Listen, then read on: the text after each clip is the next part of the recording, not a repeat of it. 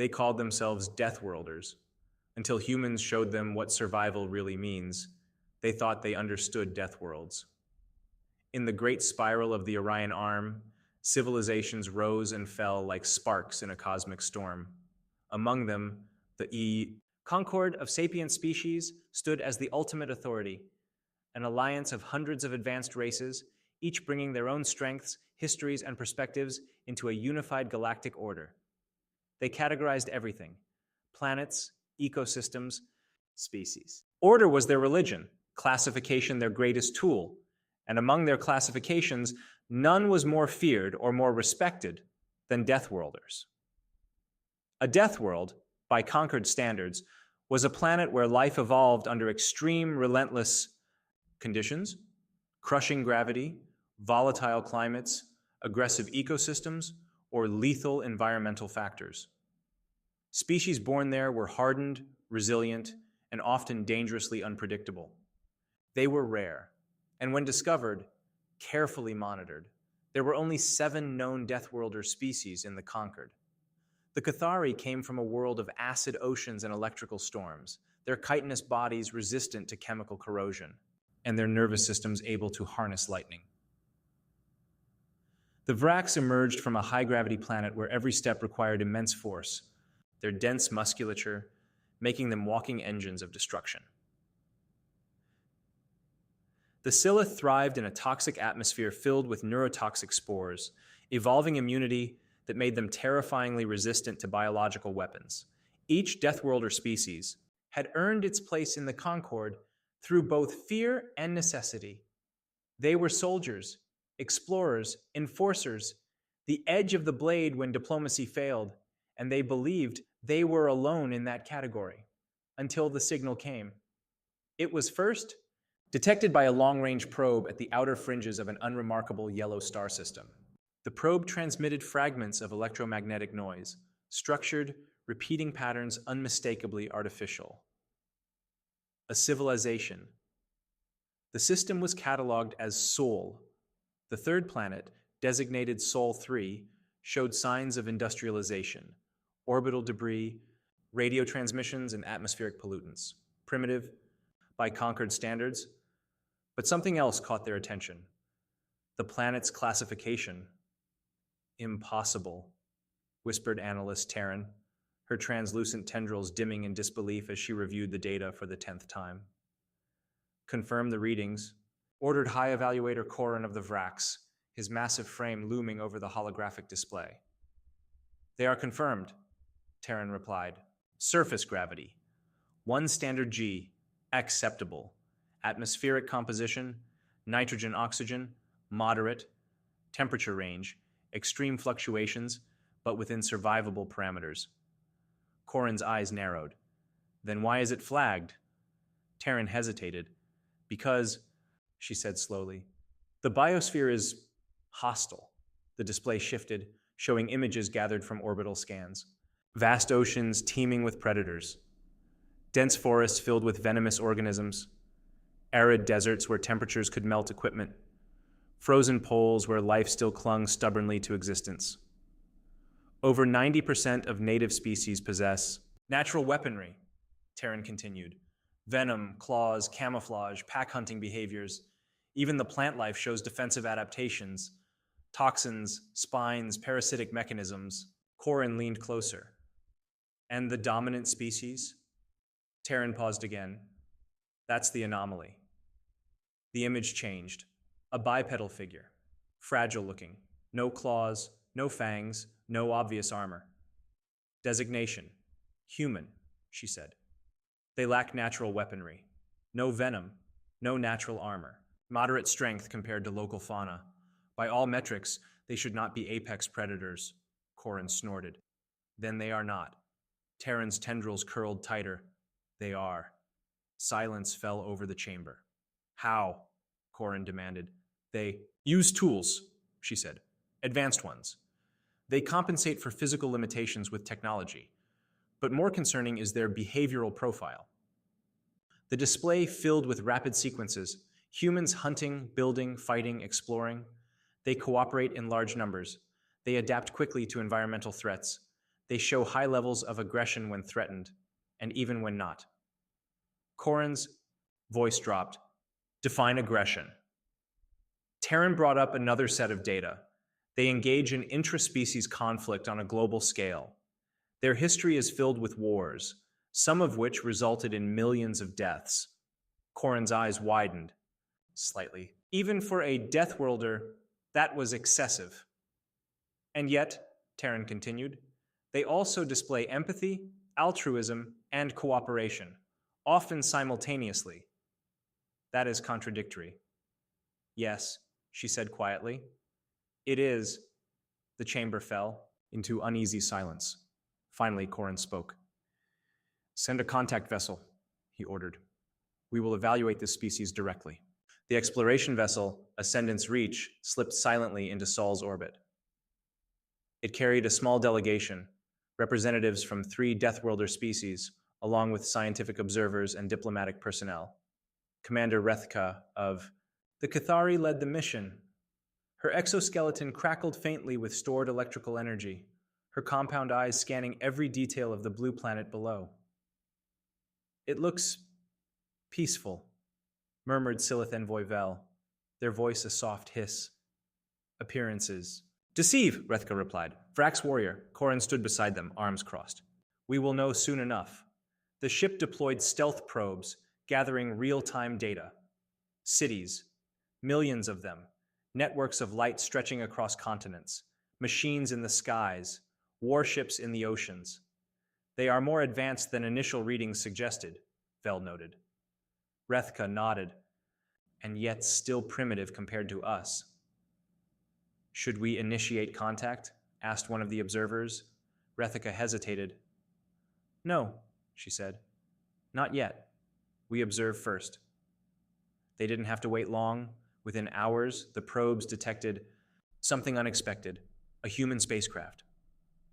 It was crude by Concord standards, chemical propulsion, inefficient design, but it was functional. And it was heading toward them. They've detected us, Vel said. Impossible, one of the analysts protested. Our cloaking is not perfect, Rethka interrupted. Nothing is. The human craft approached cautiously, maintaining distance. A signal was transmitted. Unknown vessel. Voice crackled through the translation matrix. This is Captain Elias Ward of the United Earth Defense Fleet. You are in restricted orbital space. Identify yourselves. The chamber went still. Incoming! Take cover! Everyone, what's good? Open a channel. Transmission statement. Incoming! Take cover! Everyone, what's good? Expression control. I am Commander Rethka of the conflict, he said. Incoming! Take cover! That's what everyone, what's good? Rethka tilted her head. Explain. Ward exhaled slowly. You're not the first unknown we've detected out here, he said. Just the first to talk back. A ripple of unease passed through the Concord delegation. What do you mean? Vel asked. Ward hesitated. Then he said something that would change everything. We thought we were alone too, he said, until they came. The recording he sent was fragmented, distorted, violent, but unmistakable. Alien. Vessels, sleek, dark, predatory, descending into Earth's atmosphere. Cities burning, human forces fighting back. Who are they? Ward's voice was grim. We don't know what they call themselves, he said. You are still alive. Ward gave a humorless smile. Barely.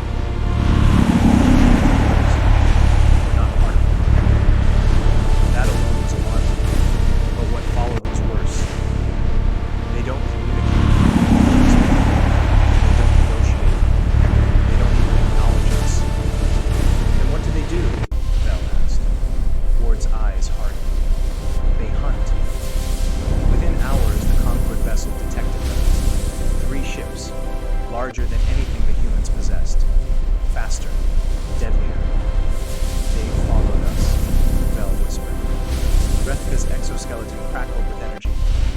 stations, Corin grinned. Finally. The first exchange lasted less than a minute. The Reapers opened fire without warning. Beams of concentrated energy slammed into the Ascendant's reach, overwhelming its shields. Shields at 60%, an operator shouted. Return! Fire! Rethka commanded. The conquered weapons roared to life. Plasma lances, kinetic strikes, electromagnetic pulses. They hit and did nothing. Minimal damage, the analyst reported, disbelief in their voice. Corin growled. Impossible. The Reapers advanced, relentless, unstoppable. Commander, Vel said urgently, we cannot win this engagement. Rethka knew it. She had never faced an opponent like this, not even among Deathworlders. Prepare for retreat, she ordered. But before they could execute, something unexpected happened. The human ship. Captain Ward didn't hesitate. Full burn, he ordered. Get us between them and the alien vessel. Sir, that's suicide, his pilot said. Ward didn't look away from his so is doing nothing. The human craft surged forward. It positioned itself directly in the path of the Reaper's next volley. Are they insane? He asked. Corin's eyes widened. He said slowly. They're protecting us. The Reapers fired. The human ship took the hit. Its hull fractured. Systems failed, but it didn't break. Instead, it accelerated straight at the enemy. They're attacking, Rethka realized. With that, Vel said in disbelief. Corin watched, something like respect dawning in his expression. They don't need claws, he murmured. Ward's voice came through, strained but steady. If you've got anything big, he said, now's the time. Rethka didn't hesitate. All weapons, she commanded. Focus fire. The Ascendant's reach unleashed everything it had. This time, the Reapers were distracted. The combined assault and reckless firepower finally broke. Incoming! Take cover! Everyone, watch sky! For the first time, they hesitated. Silence filled. Incoming! Take cover! Air. Everyone, watch sky! Status of the human vessel. Asked. Sensor scan. Severely damaged. Incoming! Take cover! Life support failing. Everyone, watch sky! Bring them aboard. Captain Elias will Incoming! Take cover! Everyone, watch sky! just looked around, taking it all in. Guess we made quite the first impression, he muttered. Rethka stood nearby.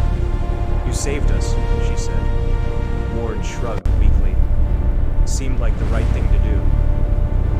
Corin stepped forward, studying. You knew you would likely die. Ward met his gaze. Yeah. And you did it anyway. Ward gave a small smile. Welcome to Earth. In the days that followed, the Conquered learned more about humanity than they ever expected. They learned about their wars, their history, their resilience, their capacity for both destruction and compassion. They learned that humans had faced the Reapers alone for years and survived. Barely. We thought we were the only Deathworlders. Ward shook his head. You still are, he said. Vel blinked. Explain. Ward leaned back, wincing slightly from his injuries. You guys survived your worlds, he said. He looked out at the stars. We survived each other. When sent back to the Conqueror change. Humans were classified immediately. Not just as Deathworlders, but as something new. Something unprecedented. A species that turned adversity into strength. That faced extinction. Incoming! Take and chose cover! to live. That would Everyone, throw watch themselves sky! into fire. Not because they had to, but because they chose to. The Conquered had never seen anything like it. And they realized something else. They hadn't discovered humanity. Humanity had been surviving on its own. In the dark. Against something even the Conquered feared. come. It would be brutal, costly, unforgiving.